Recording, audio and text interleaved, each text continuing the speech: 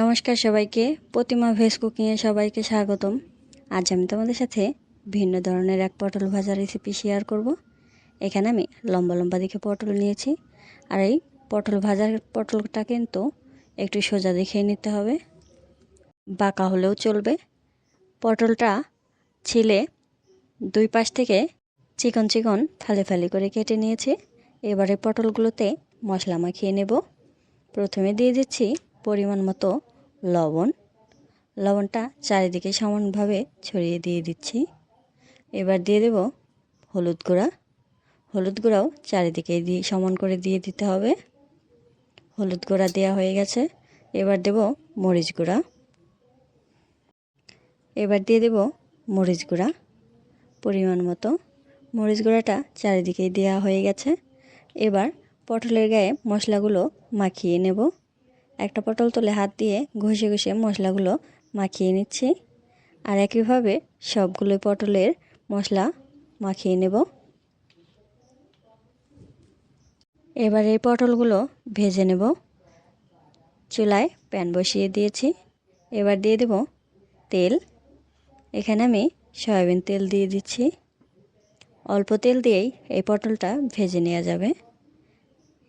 এবার তেলটা গরম হয়ে আসলেই একে একে পটলগুলো দিয়ে দেব। সবগুলো পটল দেয়া হয়ে গেছে। এবার একটু খুন্তি দিয়ে নেড়ে পটলগুলো মাঝখানে এনে নেব, এতে করে ভাজা ভালো হবে। আর এবার ঢাকনা দিয়ে ঢেকে দেব, এতে করে পটলের ভিতরেও ভালো করে সেদ্ধ হবে।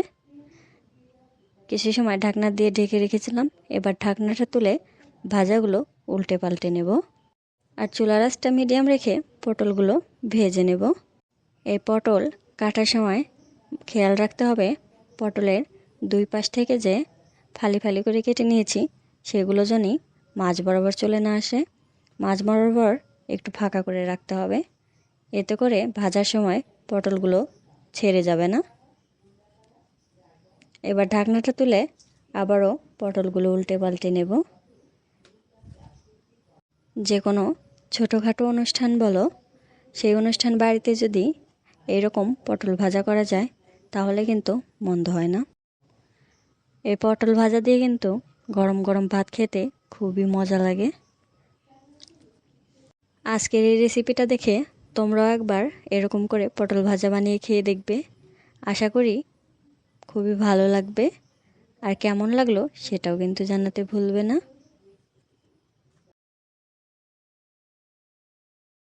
এই পটল ভাজা করার সময় পটলটা অবশ্যই খুবই কচি দেখে নিতে হবে, এতে করে ভাজাটা খেতে বেশি ভালো লাগবে। পটলগুলো লাল লাল করে ভেজে নিয়েছি, এবার তুলে নেব। এর থেকে আর বেশি ভাজা যাবে না। আর পটল ভাজাটা দেখো কতটা সুন্দর হয়েছে। একটা বাটিতে এবার নামিয়ে নিচ্ছি। আজকের এই পটল ভাজা রেসিপিটা তোমাদের কেমন লাগলো অবশ্যই কমেন্ট করে জানাবে, আর ভালো লাগলে লাইক কমেন্ট শেয়ার করে দিও। সবাই ভালো থাকবে, সুস্থ থাকবে। নমস্কার।